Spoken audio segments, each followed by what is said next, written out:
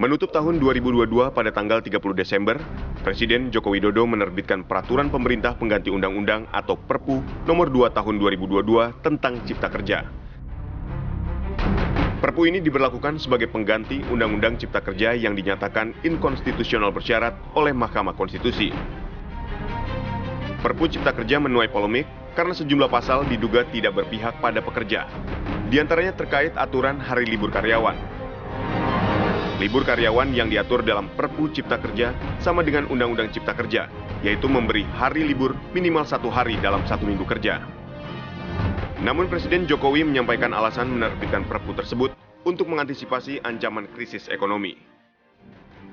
Menko Polhukam Mahfud MD juga menyatakan penerbitan Peraturan Pemerintah Undang-Undang Perpu Nomor 2 Tahun 2022 tentang Cipta Kerja karena adanya kebutuhan yang mendesak. Tim TV One mengabarkan.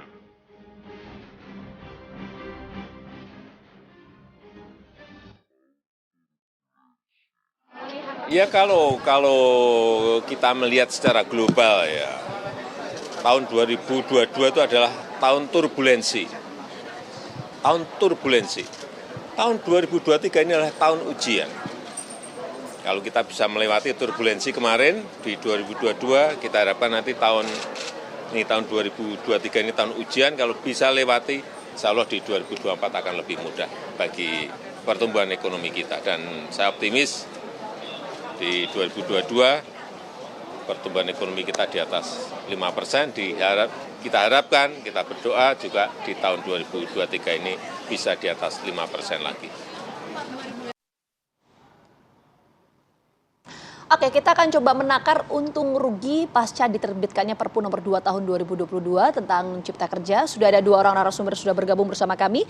Ada Waketum Kadin Bidang Pengembangan Otonomi Daerah Pak Sarman Simanjorang dan juga Ketua Umum Kasbi Ibu Nining Elitos. Selamat pagi semuanya, salam sehat. Selamat pagi.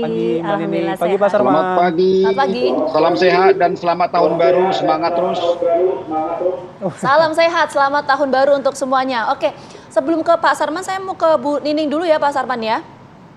Oke, Bu Nining langsung saja. Kita kan di segmen ini kita ingin fokus dulu soal menakar untung rugi ya pasca diterbitkannya Perpu ini. Kalau perspektif Bu Nining ini seperti apa dengan diterbitkannya Perpu soal Cipta Kerja? Iya, sebenarnya kalau kita bicara untung rugi tentu kita kalau dilihat dari sektor ketenaga kerjaan justru terjadi pendegradasian tentang hak dan perlindungan para pekerja gitu ya.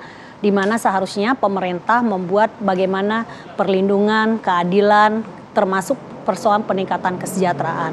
Nah, Perpu Nomor 2 Tahun 2022 ini justru sebenarnya hanya berganti baju gitu ya dari Undang-Undang Cipta Kerja yang inkonstitusional kemudian menjadi Perpu Undang-Undang Cipta Kerja, di mana isinya adalah hampir sama gitu ya di dalam Perpu ini. Ini menunjukkan bahwa pemerintah kita tidak konsisten gitu ya, tidak patuh terhadap aturan hukum Indonesia. Sebenarnya sejak dari awal berbagai macam kelompok masyarakat, tidak hanya kaum buruh, berbagai macam kelompok masyarakat mengkritik bahkan menyampaikan ketidaksetujuannya terhadap Omnibus Law Undang-Undang Cipta Kerja. Tapi sangat disayangkan pada saat itu adalah DPR bersama pemerintah kemudian mengabaikan aspirasi kaum buruh dan rakyat Indonesia. Soal perlindungan karyawan itu fokus dari Bu Nining di mana yang kemudian ini bisa disimpulkan dijustifikasi bahwa ini berdampak terhadap perlindungan terhadap ya, kita bisa lihat tentang persoalan hubungan kerja gitu ya, waktu istirahat, cuti, terus kemudian juga tentang pemutusan hubungan kerja, tentang tenaga kerja asing, terus kemudian juga tentang persoalan kepastian kerja. Ini justru mengabaikan apa yang menjadi aspek kemanusiaan, aspek yang memang harusnya dimandatkan oleh konstitusi negara agar pemerintah, agar kekuasaan ini menjalankan hal itu untuk bagaimana rakyatnya bisa mendapatkan hal itu. Nah, ini yang kemudian menjadi aspek yang semakin kita lihat pemerintah hari ini mengabaikan tentang aspek-aspek itu gitu ya gitu. Sangat disayangkan di waktu yang senyap ini gitu, orang yang sedang berlibur padahal seharusnya pemerintah mengerjakan putusan dari Mahkamah Konstitusi itu adalah tentang inkonstitusional bersyarat 2 tahun harus diperbaiki gitu ya, tidak boleh mengeluarkan kebijakan yang strategis, itu tidak dilakukan oleh pemerintah, justru melakukan revisi Undang-Undang P3 gitu ya gitu, yang kemudian tidak ada relevansinya yang menjadi putusan dari Mahkamah Konstitusi. Nah, kini pemerintah untuk menghindari delegitimasi yang akhirnya membuat Perpu tentang Undang-Undang Cipta Kerja menjadi seolah ini menjadi legal kan, menjadi tidak lagi menjadi cacat formil gitu. Nah, ini yang kemudian kita kritik terhadap kekuasaan hari ini. Ada beberapa perlindungan ya terhadap pekerja lah ya, begitu kalau tadi Bu Nining menyampaikan. Saya mau langsung ke Pak Sarman. Pak Sarman, kalau misalnya dari Anda ya, dari perspektif Anda, ketika terbitnya Perpu ini, bagaimana Anda menakar bahwa Perpu ini juga sudah mengakomodir seluruh pihak? Ya, Mas Bayu, pertama kita ingin menyikapi masalah Perpu ini dulu secara umum, ya. Bahwasanya Perpu ini kan sesuai dengan amanat daripada Mahkamah Konstitusi, di mana dalam hal ini pemerintah diberikan tenggang waktu 2 tahun untuk melakukan penyempurnaan. Karena salah satu klausul dari MK adalah pemerintah tidak boleh mengeluarkan berbagai produk aturan daripada Undang-Undang Cipta Kerja ini sebelum direvisi dalam hal ini. Nah, kita tahu bahwa Undang-Undang Cipta Kerja ini kan ada 10 klaster. Ya, salah satunya adalah klaster ketenagakerjaan. Di sana kan ada klaster masalah peningkatan ekosistem investasi, kemudian juga ketenagakerjaan, kemudian juga kemudahan perlindungan terhadap UMKM, kemudahan berusaha, dukungan riset dan inovasi, pengadaan tanah, kawasan ekonomi, investasi pemerintah dan industri strategis, misalnya pelaksanaan administrasi pemerintahan dan pengenaan sanksi. Nah, kita tahu sejak dikeluarkannya keputusan MK itu, pemerintah kan tidak diperbolehkan membuat aturan-aturan turunannya.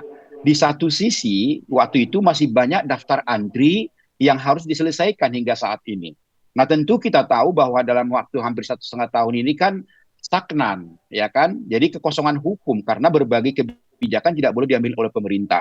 Makanya kami dari Kadin dalam hal ini ya sangat menyambut baik dan apresiasi terhadap terbitnya Perpu ini, Undang-Undang Cipta Kerja ini. Karena apa?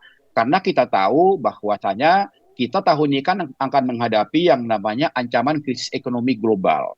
Kami kan dari pelaku usaha sangat berharap kepada pemerintah supaya responsif terhadap berbagai dinamika kondisi ekonomi global yang juga nanti diimplementasikan dalam berbagai kebijakan-kebijakan yang mampu memperkuat posisi ekonomi kita sehingga kita mampu melewati badai ini, melewati ya daripada ancaman krisis ekonomi global ini. Jadi kalau kita bicara secara umum, ya kami dari representasi dunia usaha memberikan apresiasi ke pemerintah dengan terbitnya daripada Perpu ini sehingga pemerintah tidak lagi katakanlah catat hukum ketika nanti menyusun PP-nya dalam hal ini. PP apakah itu PP ataukah itu Kepres ataukah itu Permen atau Kepmen misalnya, itu sudah memiliki dasar hukum. Itu yang pertama. Yang kedua, ya memang kalau ada katakanlah dalam Perpu ini klaster-klaster yang dianggap masih sedikit kontroversi, nah tentu kita menunggu daripada pemerintah. Karena apa? Sampai saat ini kan pemerintah juga belum resmi melakukan sosialisasi kepada kita dunia usaha. Ya, jadi kita masih menunggu supaya kita jelas semuanya dalam hal ini. Nah, baru kita nanti memberikan masukan-masukan kepada pemerintah. Kalau kita bicara secara umum, tentu dengan adanya Perpu ini akan mampu memberikan kepastian hukum bagi dunia usaha dan juga investasi. Ya, apalagi investasi. Investasi ini kan salah satu andalan kita. Ketika kita sukses menyelenggarakan G20, maka tingkat kepercayaan investasi kepada kita, investor itu kepada kita sangat tinggi dalam hal ini. Nah, ini kan momentum ini harus kita manfaatkan dengan apa? Dengan suatu kebijakan yang pro bisnis dan pro dunia usaha, ya, dengan adanya kepastian hukum, dengan pelayanan yang maksimal, ya, tentu juga dengan pelayan-pelayan yang lain sehingga animo investasi yang saat ini sangat tinggi tidak lagi mereka ragu masuk ke Indonesia, dan ini akan mampu menopang dan memperkuat posisi ekonomi kita menghadapi krisis ekonomi global di tahun ini. Begitu Mas Bayu dan Vita. Pak Sarman, oke, baik. Pak Sarman tadi memang meng-highlight soal kepastian hukum, tapi Mbak Nini juga sudah menyampaikan apa respon dari penerbitan Perpu ini. Nah, kita jeda dulu. Nanti kami akan lebih membahas pada klaster tenaga kerja ya, karena sudah ada Kasbi di sini. Lalu bagaimana dari Kadin, dari pengusaha mengelola sumber daya manusianya ini di tengah adanya kritikan terhadap Perpu ini. Sesaat lagi di Apa Kabar Indonesia Pagi.